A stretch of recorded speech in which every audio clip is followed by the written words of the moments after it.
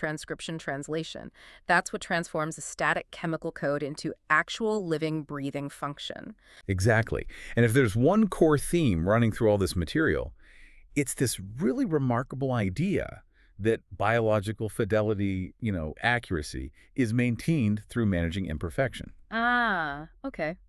That sounds a bit paradoxical. It does, but think about it. Errors are rare. Yeah, thankfully. Hmm. But when those errors mutations do happen, they are the actual driving force behind both evolution and disease. So every mutation is kind of framed as both a risk and an opportunity. Precisely. A profound risk, obviously, but also an essential opportunity for change and adaptation over time. I mean, so let's unpack the history first. How did we even find this script? It wasn't like one single aha moment, was it? No, not at all. It was a fascinating, decades-long scientific detective story, really. We got a pretty clear timeline starting back in the late 1920s. Right. We really have to begin with Frederick Griffith in 1928, his bacterial transformation experiments. The pneumonia bacteria, right. Smooth and rough strains. That's the one. He worked with Streptococcus pneumonia. There was a deadly smooth S strain and harmless rust strain. And the key finding was when he mixed heat-killed S strain, the deadly stuff, but dead, with live R strain, the harmless stuff. The R strain suddenly became deadly. Exactly. It transformed. He showed that some transforming principle, as he called it, had passed from the dead S cells to the live R cells, giving them this new deadly trait. Yeah. But what that principle actually was chemically, total mystery. A mystery that lasted for quite a while, actually, until 1944. Yeah, that was a massive breakthrough. Oswald Avery, Colin McLeod, and McLean McCarty, they picked up right where Griffith left off. How did they tackle it?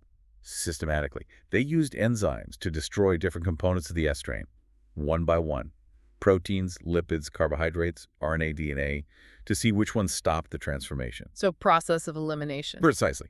And when they used the enzyme that destroyed DNA, boom, transformation stopped dead. They meticulously identified DNA as the actual genetic material. This was huge. It definitively shifted the scientific focus away from proteins, which everyone had assumed must be the carriers of inheritance because they seem so much more complex. But even then, there was still some pushback, right? People clung to the protein idea. Oh yeah, skepticism remained. Proteins just felt more likely to a lot of people. Mm.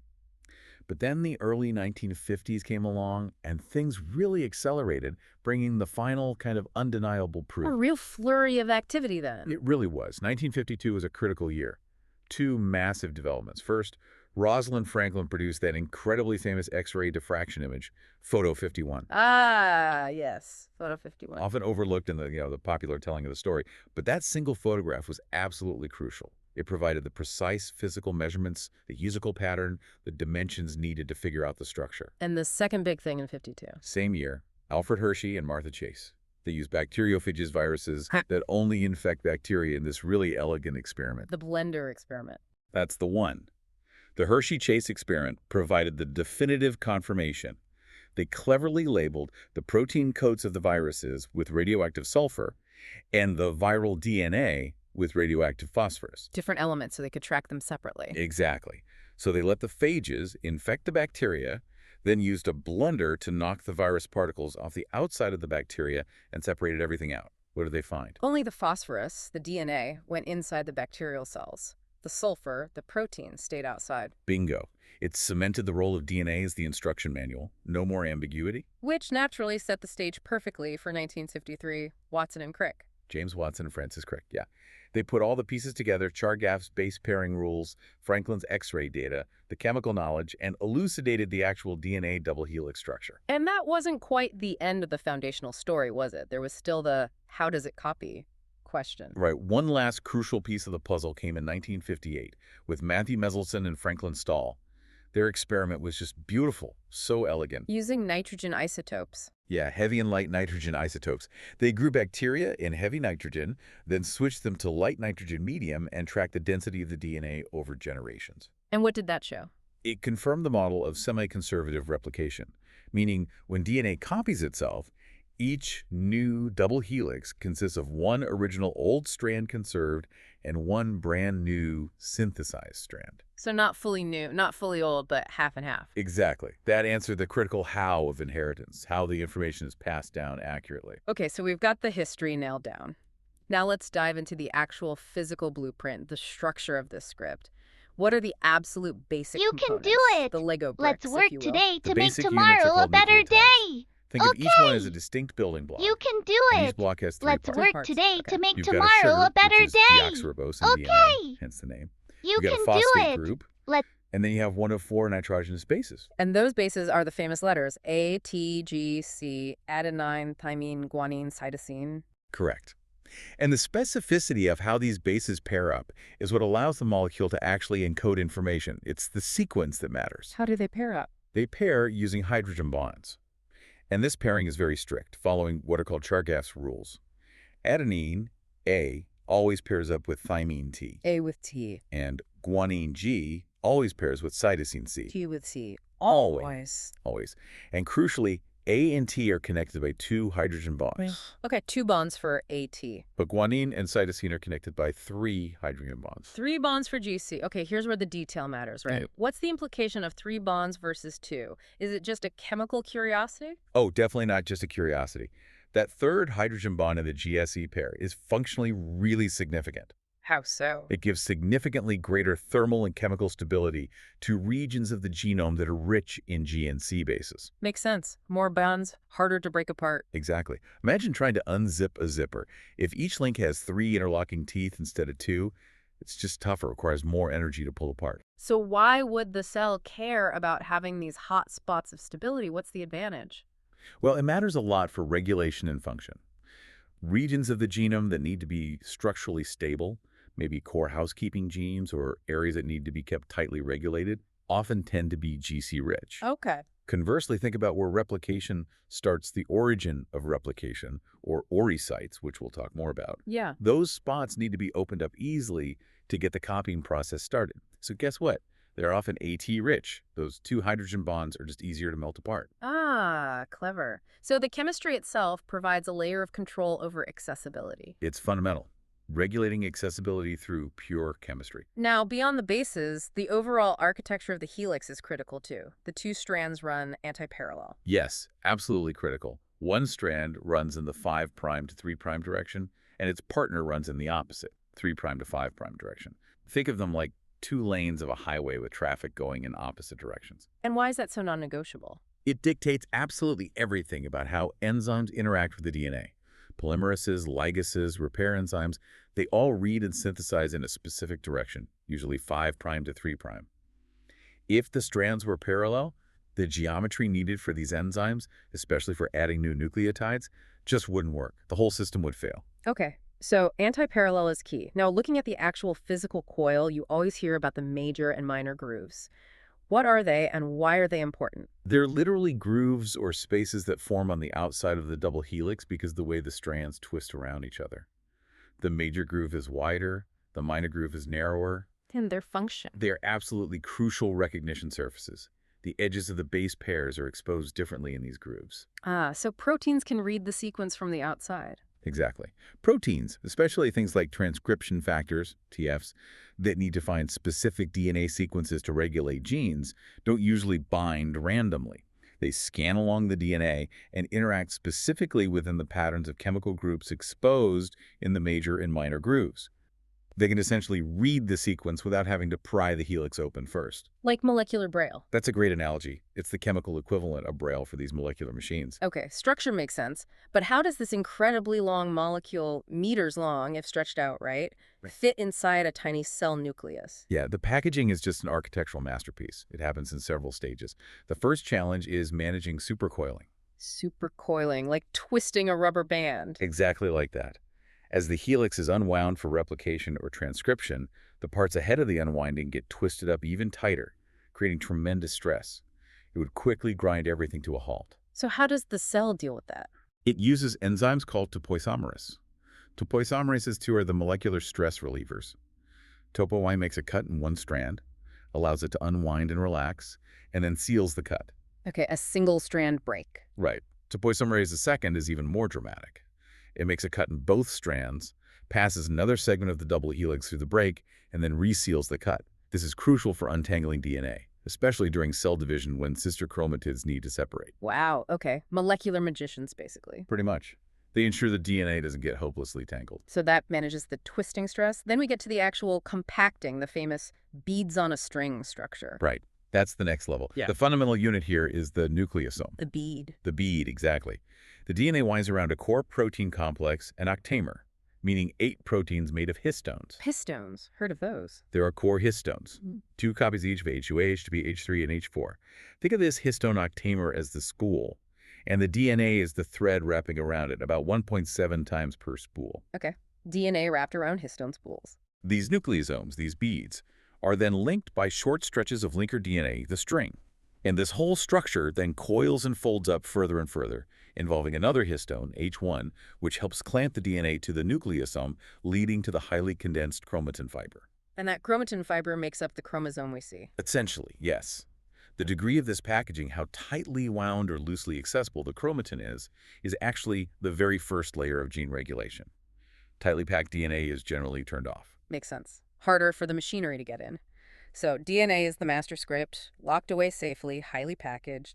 But you need a working copy, something that can actually leave the nucleus and, get things done. That's where RNA comes in, the versatile cousin, you called it. Exactly. Mm. RNA, ribonucleic acid, is remarkable. Its structure is slightly different from DNA, usually single-stranded. It uses the sugar ribose instead of deoxyribose, and it uses the base uracil U instead of thymine T. U replaces T. And these differences, especially being single-stranded, give it incredible versatility. It can obviously carry information, like DNA. But crucially, unlike DNA, single-stranded RNA can fold up into complex, specific, three-dimensional shapes. Like proteins do. Precisely.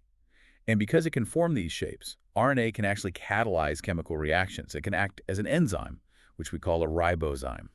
DNA generally can't do that. Wow. Okay, so it's an information carrier and a potential catalyst. Let's detail the main types. You mentioned 5 key ones in the blueprint, starting with the one that carries the message out. That's mRNA, or messenger RNA. Yeah. Its job is literally to carry the coding sequence from a gene in the DNA out to the ribosome, the protein-making factory in the cytoplasm. And it needs protection for that journey, right? The cap and tail. Absolutely vital. Once the mRNA is transcribed from the DNA, it undergoes processing. The 5' end gets a special modification called the 5' cap. It's a modified guanine nucleotide added kind of backwards. Tap. 2 main reasons. First, it's crucial for the ribosome to recognize where to bind and start translation.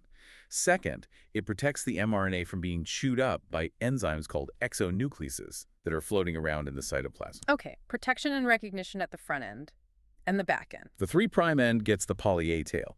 This is a long chain of adenine nucleotides, A's added on, sometimes hundreds of them. And its function. It also helps protect the mRNA from degradation the longer the tail, generally the longer the mRNA lasts, and it plays a role in regulating the export of the mRNA from the nucleus into the cytoplasm. Okay. So cap and tail are critical for stability and function. Got it.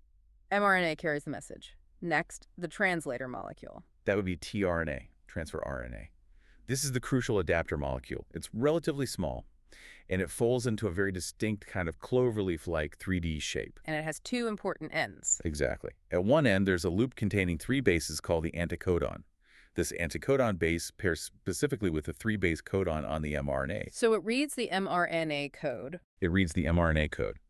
And at the other end, the 3' end, the tRNA, is covalently attached to one specific type of amino acid. Ah, so it brings the right amino acid corresponding to the mRNA codon. Precisely. It's the molecular bridge that translates the language of nucleic acids, codons, into the language of proteins, amino acids. Absolutely essential. And the factory itself, the ribosome, is largely made of RNA, too. Yes, rRNA, or ribosomal RNA. It's the most abundant type of RNA in the cell. rRNA molecules combine with ribosomal proteins to form the 2 subunits, large and small, of the ribosome. They provide the structural framework. But you mentioned RNA can be catalytic. And here's the fantastic payoff for that idea. The actual enzyme activity that forms the peptide bond between amino acids during protein synthesis, the peptidyltransferase activity, resides in the rRNA of the large ribosomal subunit. So the ribosome isn't just a scaffold. The RNA itself is doing the key chemical work of building the protein. Correct. It's a ribozyme at the very heart of life's central process. It really underscores the catalytic power of RNA. Amazing. Okay, moving on to the regulatory RNAs. The smaller ones first. miRNA and siRNA. Right. MicroRNAs and small interfering RNAs, siRNAs. These are key players in post-transcriptional gene regulation controlling gene expression after the mRNA has been made. How do they work? They're typically short, often starting as double-stranded molecules. They get processed and incorporated into a protein complex, most famously the RISC complex, RNA-induced silencing complex. Okay. This RNA protein complex then uses the short RNA strand as a guide to find complementary target sequences, usually in the 3' untranslated region, UTR, of specific mRNAs. And when it finds a match? Two main outcomes. It can either trigger the rapid degradation, the chopping up of that target mRNA, effectively silencing the gene, or it can physically block the ribosome from translating the mRNA into protein. So they fine-tune gene expression. Exactly. Very precise fine-tuning. They're crucial in all sorts of complex processes, cell differentiation, development, defense against viruses, and they play really important roles in things like cancer suppression and neurogenesis. Okay, tiny regulators with big impacts. And the last type, the LNCRNAs. LNCRNAs, or long non-coding RNAs.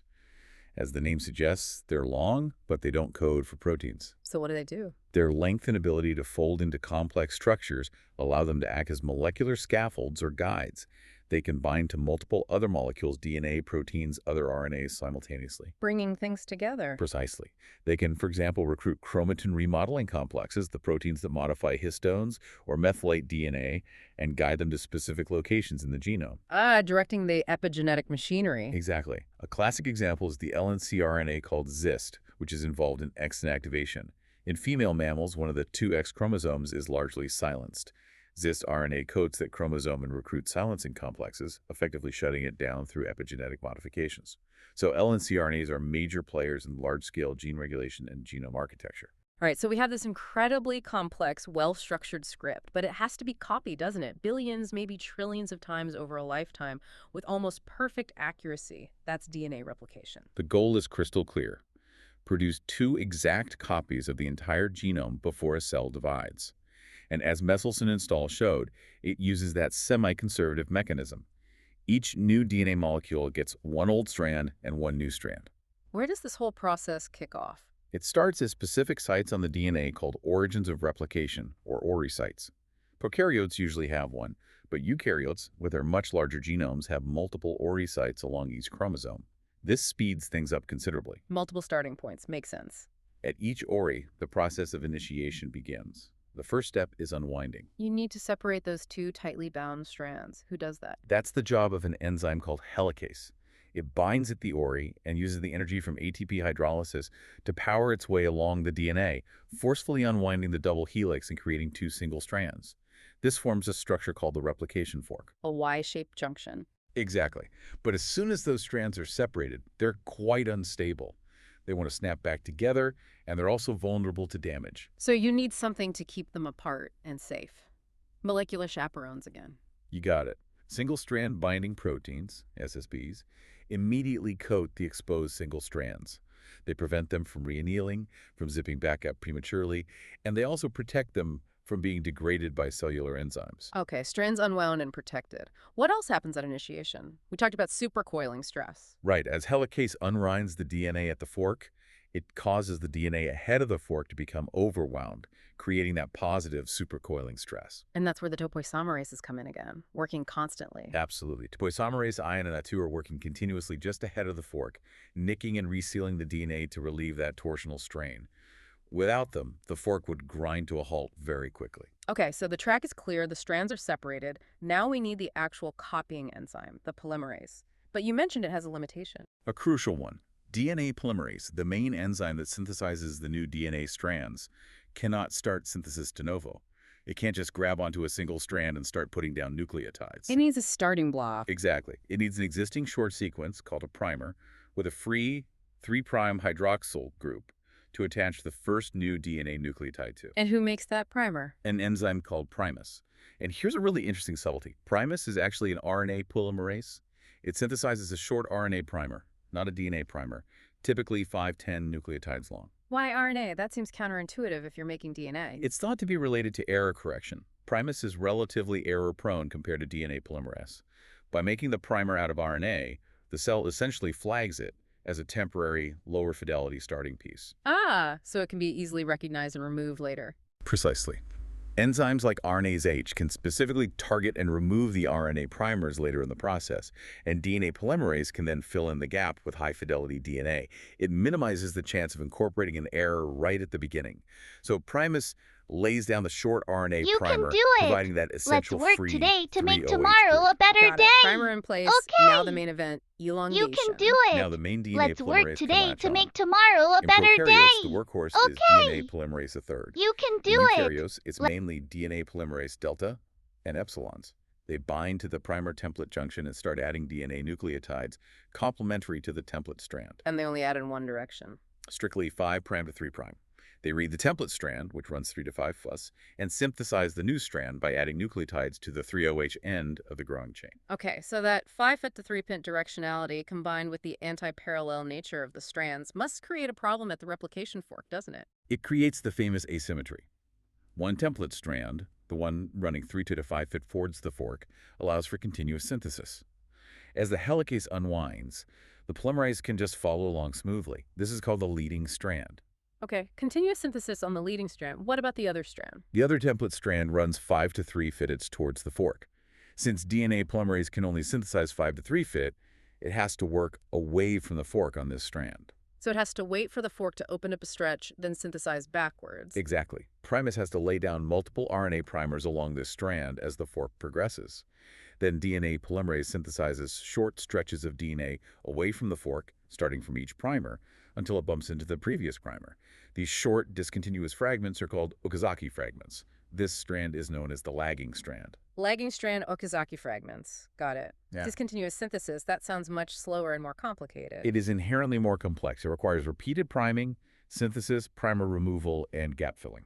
Now, these polymerases are working incredibly fast, adding thousands of bases per second in some cases.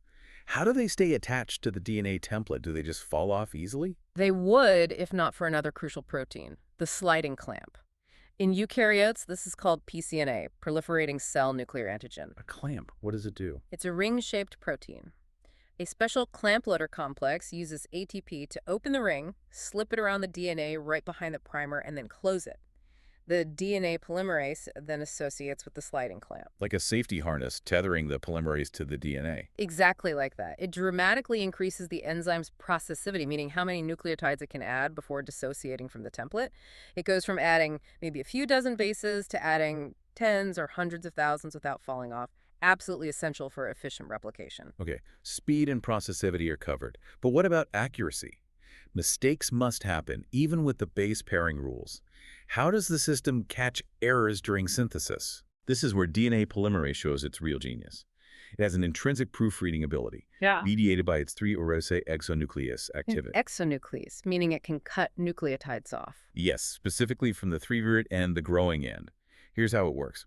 As the polymerase adds a new nucleotide, it checks if the geometry is correct, if the base pairing is right, ATGC.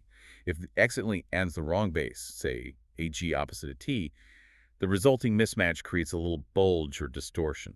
The polymerase senses that distortion. It does. The mismatched base doesn't fit properly in the polymerase's active site. This causes the polymerase to pause its forward synthesis.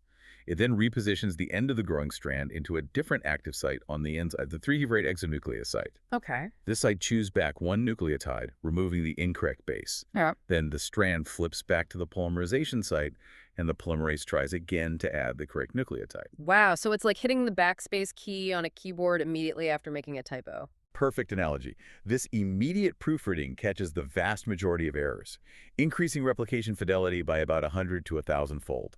It's a critical first line of defense against mutations. Incredible. Okay, so elongation proceeds, proofreading happens, eventually you reach the end or bump into another replication fork. What happens during termination? We've got this newly synthesized DNA, but it's messy, right? Especially the lagging strand with all those RNA primers and gaps. Exactly. Termination involves a cleanup crew. First, those RNA primers have to go. In eukaryotes, an enzyme called RNase H specifically recognizes and degrades the RNA part of the RNA-DNA hybrids. In prokaryotes, DNA polymerase IGO often handles this with its 5-EC ixonuclease activity. Okay, RNA primers removed, that leaves Yeah, gaps. small gaps where the primers used to be. Another DNA polymerase, often pol delta eukaryotes or polar in prokaryotes, comes in and fills these gaps with DNA nucleotides, using the adjacent DNA fragment's 3' end as a primer. So the gaps are filled with DNA now, but are the strands fully connected? Not quite.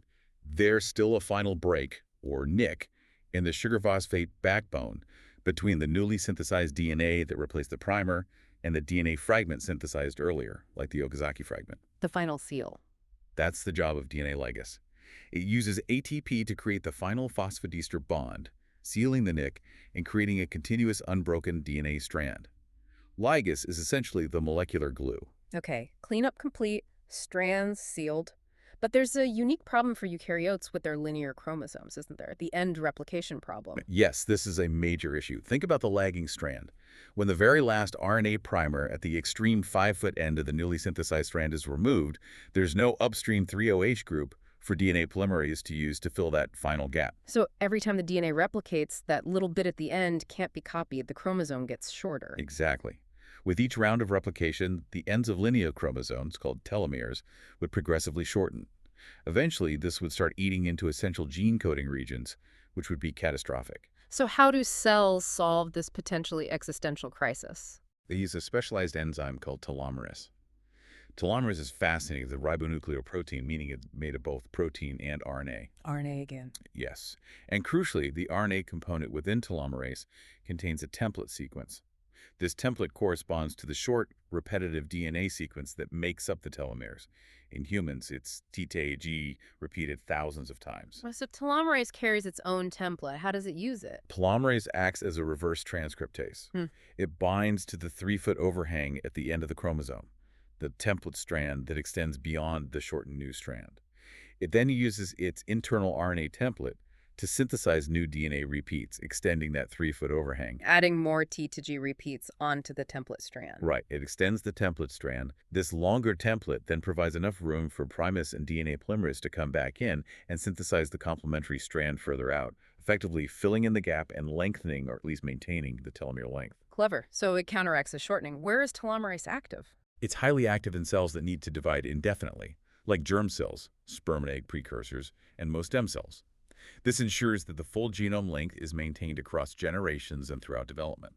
And the flip side? Cancer. That's the ominous part. Most normal somatic cells, regular body cells, have very low or undetectable telomerase activity. Their telomeres shorten with each division, acting like a molecular clock, limiting the number of times they can divide, the Hayflick limit. However, in the vast majority of human cancers, something like 85–90% telomerase is reactivated or upregulated. Allowing the cancer cells to divide indefinitely. Exactly. It's a critical step for cancer cells to achieve replicative immortality, bypassing that natural limit imposed by telomere shortening. Targeting telomerase is actually a major strategy in cancer therapy development. Okay, before a cell even commits to this incredibly complex and energy-intensive replication process, there must be checks, right? An internal security system, checkpoint coordination. Absolutely. The cell cycle is tightly regulated by checkpoints that monitor the cell's condition and its environment before allowing it to proceed to the next phase. Entry into S phase, the DNA synthesis phase, from G1 phase is a major control point. What are the key players controlling that G1 to S transition? The main regulators are protein complexes formed by cyclin-dependent kinases, CDKs, paired with specific regulatory proteins called cyclins. For the G1S transition, cyclin E and cyclin A accumulate and bind to their partner CDKs, like CDK2. And what do these cyclin CDK complexes do? When activated, they act as kinases. They phosphorylate, add phosphate groups to specific target proteins.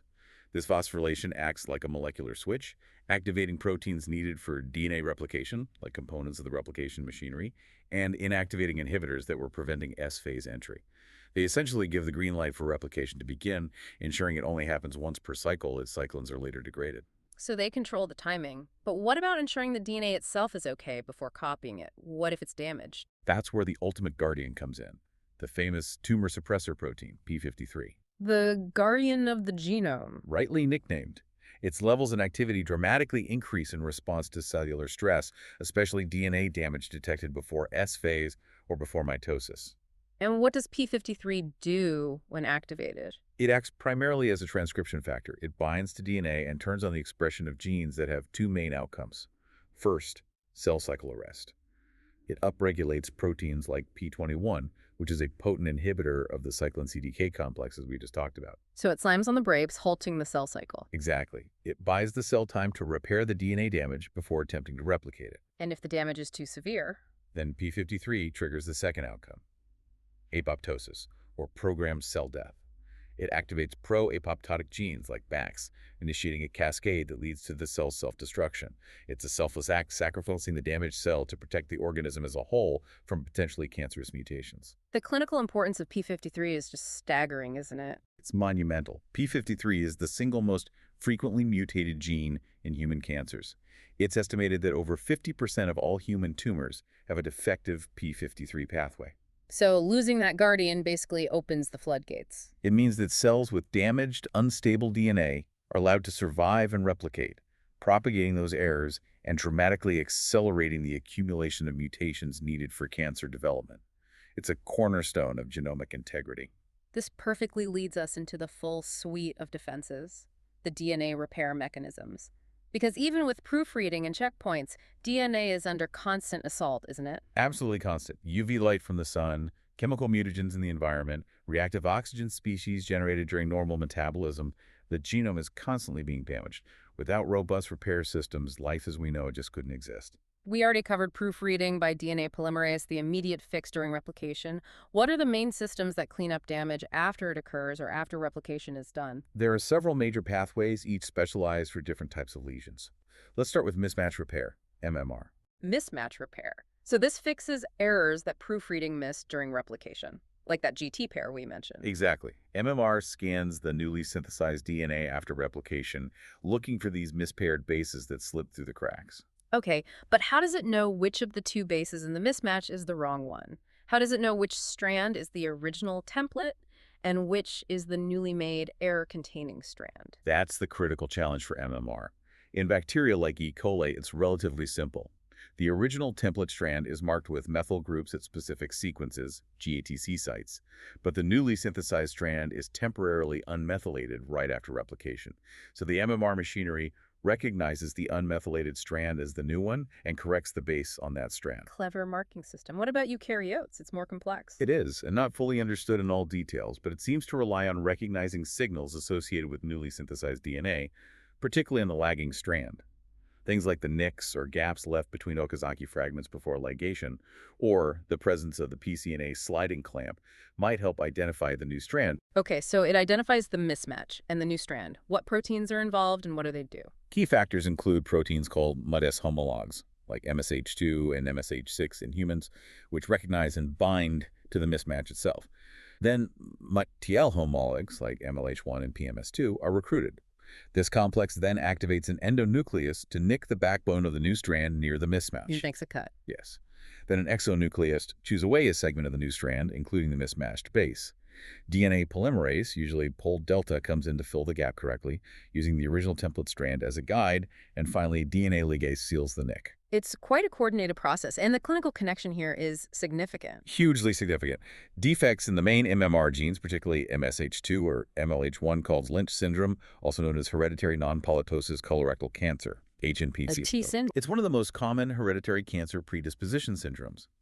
Individuals with Lynch syndrome have a dramatically increased lifetime risk of colorectal cancer, endometrial cancer, ovarian cancer, stomach cancer, and others. Why?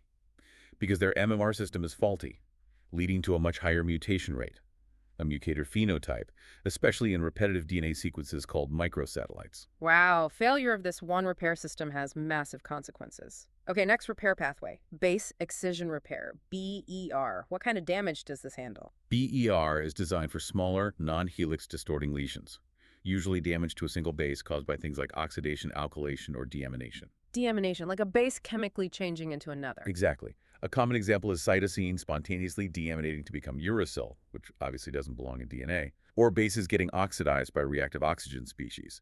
BER handles these specific base corruptions. How does it work? Is it precise? Very precise. The star player is an enzyme called DNA glycosylase. There are different glycosylases specialized for recognizing different types of damaged bases.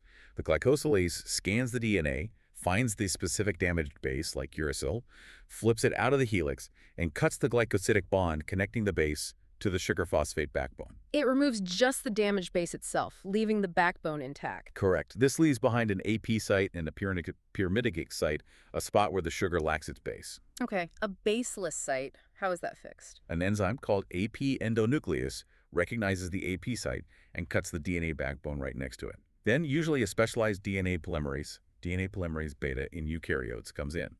It removes the baseless You sugar can phosphate do unit it. and Let's work simultaneously today inserts a to make single tomorrow correct a better DNA day. nucleotide. Okay. Finally, a ligase the third You can do typically it. seals the remaining Let's nick. work So today a to make very tomorrow a targeted better base-by-base day. repair. Yes, Okay. BER is constantly working to clean You up these can do common it. small chemical alterations to bases, maintaining the integrity of the code at the single nucleotide level. Okay, what about bigger problems? Things that really distort the helix structure, like the damage from sunlight. Right, for bulky lesions that distort the double helix structure, the cell employs nucleotide excision repair, NER.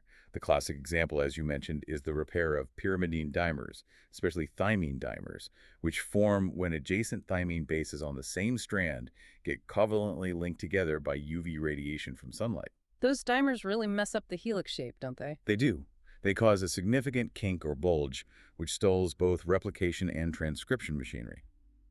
NER is designed to recognize and remove these bulky helix-distorting lesions. How does NER work? Is it more complex than BER? Yes, it involves more proteins and removes a larger patch of DNA. In humans, the process involves a set of proteins called XP proteins, named because defects cause xeroderma pigmentosum. Proteins like XPC recognize the distortion in the helix. Then other factors, including XPA and RPA, verify the damage. Okay, damage detected and verified. Then the transcription factor TFIIH, which we saw in transcription initiation, is recruited.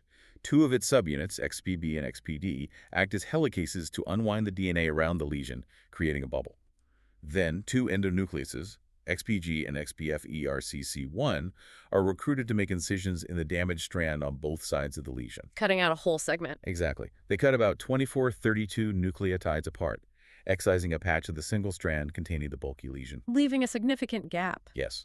Then, DNA polymerase delta, or epsilon, the main replicative polymerases, fills in this large gap, using the undamaged strand as a template. And finally, ligase I seals the nick. That sounds like a major repair operation, and the clinical link here is very direct, isn't it? Extremely direct and quite devastating. Defects in any of the core NER genes, like the XP genes, cause the genetic disorder xeroderma pigmentosum, XP. What happens to individuals with XP? They have an extreme sensitivity to sunlight because their cells cannot repair the UV-induced pyrimidine dimers effectively. Even minimal sun exposure causes severe sunburn, excessive freckling, and a massively increased risk like 1,000-fold or more of developing skin cancers, often at a very young age. Wow. They often have neurological problems too, as NER is also important for repairing oxidative damage in neurons. It's a stark illustration of how crucial this repair pathway is for protecting us from environmental mutagens. They essentially have to live in darkness to survive. Okay, MMR for mismatches, BER for damaged bases, NER for bulky lesions. What about the most catastrophic damage imaginable, a break in both strands of the double helix? A double-strand break, DSBR. That sounds like a cellular emergency. It absolutely is. A DSB is one of the most dangerous types of DNA damage because it can lead to loss of large chromosome fragments, translocations where pieces of different chromosomes get swapped, and cell death if not repaired properly. The cell has two major pathways to deal with DSBs. Two pathways. Why two? Because they represent a trade-off between speed and accuracy, and the best choice depends on the cell cycle stage. The two pathways are non-homologous end, joining, NHEJ, and homologous recombination. Okay, Look, let's break those down. NHEJ first, non-homologous, meaning it doesn't use a template. Exactly. NHEJ is the quick and dirty repair pathway. It's active throughout the cell cycle, but it's particularly important in G1 phase, before the DNA has been replicated, when there's no sister chromatid available to use as a template. So how does it work if there's no template? It basically just tries to stick the two broken ends back together as quickly as possible. Proteins called Q7080 form a ring that quickly recognizes and binds to the broken DNA ends. They act like a scaffold, recruiting other proteins, including the DNA-dependent protein kinase catalytic subunit, DNA-PKCs. Okay. This complex may process the ends slightly chewing back or adding a few nucleotides to make them compatible for ligation. Then, a specialized ligase complex involving ligase to T and this cofactor XRCC4 joins the two ends together. Sounds efficient, but you called it quick and dirty. Why dirty? Because the processing of the ends before ligation often results in small insertions or deletions in orbitals of nucleotides right at the break site. So NATJ frequently introduces mutations. It saves the chromosome from being completely lost, but at the cost of potentially altering the genetic sequence. It's error-prone. Okay, so NHEJ is fast but error-prone, mainly used when there's no template. What's the alternative? Homologous recombination. Homologous recombination, HR, is the high-fidelity, accurate pathway for repairing DSBs. But it has a key requirement. It needs an undamaged, identical DNA sequence to use as a template to correctly repair the break. And where does it get that template? From the sister chromatid. After DNA replication in S phase, each chromosome consists of two identical sister chromatids held together. If a DSB occurs in one sister chromatid during S or G2 phase, the cell can use the intact sister chromatid as a perfect template for repair. Ah, so HR is mostly active after replication. Yes, primarily in S and G2 phases. It's a much more complex process than NHEJ. It involves detecting the break, often by the ATM kinase, processing the broken ends to create 3-min single-stranded overhangs, and then initiating a search for the homologous sequence on the sister chromatid. How does it find the sister chromatid sequence? A key protein called RAD51 coats the single-stranded overhang and mediates the strand invasion process, where the broken strand base pairs with the complementary sequence on the intact sister chromatid, forming a structure called a D-loop. Okay. This allows DNA polymerase to use the sister chromatid as a template to synthesize new DNA, accurately filling in the gap across the break site. Then the strands are resolved, and LIGA seals the nicks. The result is a perfect, error-free repair. High fidelity, but sounds slower and more complex. And there are famous proteins involved here, right? BRCA1 and BRCA2. Absolutely critical players. BRCA1 and BRCA2 are tumor suppressor proteins that are essential for efficient HR. They help recruit RAD51 to the break site, promote strand invasion, and coordinate the overall HR process. Which explains why mutations in BRCA1 or BRCA2 are so strongly linked to cancer. Precisely. If BRCA1 or BRCA2 are mutated and non-functional, the high-fidelity HR pathway is severely compromised. The cell is then forced to rely more heavily on the error-prone NHEJ pathway to repair DSBs. Leading to more mutations and genomic instability. Exactly. This genomic instability, accumulation of mutations, deletions, translocations, is a hallmark of cancers associated with BRCA mutations, particularly hereditary breast and ovarian cancer. It highlights the critical role of HR in maintaining genome integrity. We should also probably briefly mention that sometimes, if damage is overwhelming, the cell might use error-prone bypasses mechanisms. Yes, sometimes replication forks stall at lesions that haven't been repaired. To avoid replication collapse, cells can employ specialized translesion synthesis, TLS polymerases. These polymerases are much less accurate than the main replicative ones, but they have the ability to synthesize DNA past a lesion. It's a gamble that allows replication to complete, but often introduces a mutation opposite the lesion. It's damage tolerance rather than repair. Okay, we've established how the script is structured, copied with incredible fidelity, and protected by layers of repair. Now let's get into how that script is actually read and used to build the cell's machinery. This is gene expression, the central dogma in action. Starting with transcription, making an RNA copy from a DNA gene. Right. The main player here for producing messenger RNA, mRNA, and eukaryotes is RNA polymerase II. But just like DNA polymerase, it needs help knowing where to start and stop. How does RNA polymerase II find the beginning of a gene? It looks for specific DNA sequences upstream of the gene called the promoter region.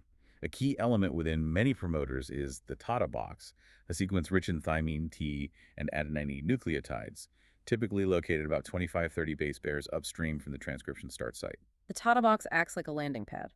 Sort of, but RNA polymerase II doesn't usually bind directly to it alone. It requires a whole entourage of helper proteins called general transcription factors, GTFs, to assemble the promoter first. General transcription factors, you mentioned TFIA, BDEFH, quite a crew. It's a large pre-initiation complex. TFII is usually the first to arrive. One of its subunits, the TATA-binding protein, TBP, specifically recognizes and binds to the TATA box, causing the DNA to bend sharply. This helps recruit the other GTFs and RNA polymerase II itself. Seems like a big regulatory hurdle just to get started. Is there one GTF that's particularly key for actually launching the polymerase? While TFII is crucial for recognition, TFIH plays a pivotal role in getting things moving. TFIH has multiple functions. First, It acts as a helicase, using ATP to unwind the DNA double helix right at the transcription start site, creating a transcription bubble of single-stranded DNA that the polymerase can read. Opening up the template. Exactly. Second, TFIIH acts as a kinase. It phosphorylates a long repetitive tail sequence on the RNA polymerase to second enzyme itself, called the C-terminal domain, CTD. Phosphorylating the tail, why? This phosphorylation is like flipping a switch. It causes a conformational change in the polymerase, causing it to release from the promoter complex and begin moving along the DNA template, synthesizing RNA. This is the transition into the elongation phase. Okay, so initiation involves GTF assembly, DNA melting by TFIIH, and polymerase tail phosphorylation by TFIIH to escape the promoter. Then elongation begins. Right. RNA polymerase II moves along the DNA template strand, reading at 3 to 5' fun, and synthesizes a complementary RNA strand in the 5 to the 3' direction, using ribonucleoside triphosphates, NTPs, ATP, UTP, CTP, GTP, as building blocks. Uracil pairs with adenine in the DNA template, And it just keeps going until... until it encounters specific termination signals in the DNA sequence. For RNA Pol2, this often involves transcribing past a sequence called the polyadenylation signal, typically AAUAA, in the growing RNA molecule. AAUAA in the RNA. Yes. Proteins associated with the polymerase's CTD recognize this signal on the emerging RNA. They cleave the RNA transcript a short distance downstream from the AAUAA signal, releasing the pre-mRNA from the polymerase. Another enzyme then adds the poly-A tail to this newly cleaved 3' end. So termination is linked to cleavage and polyadenylation, but the RNA transcript at this point, the pre-mRNA, isn't ready yet, is it? It needs processing. Absolutely not ready, especially in eukaryotes. It needs significant maturation. We already mentioned 2 key steps: the addition of the 5' cap, that modified guanine nucleotide, shortly after transcription starts, and the addition of the 3' poly-A tail after cleavage. Cap and tail for protection and translation initiation. What's the other major processing step? The editing? Splicing.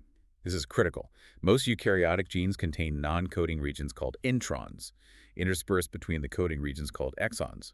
Introns can be quite large and numerous. They need to be precisely removed, and the exons need to be stitched together perfectly to create the final, continuous coding sequence in the mature mRNA.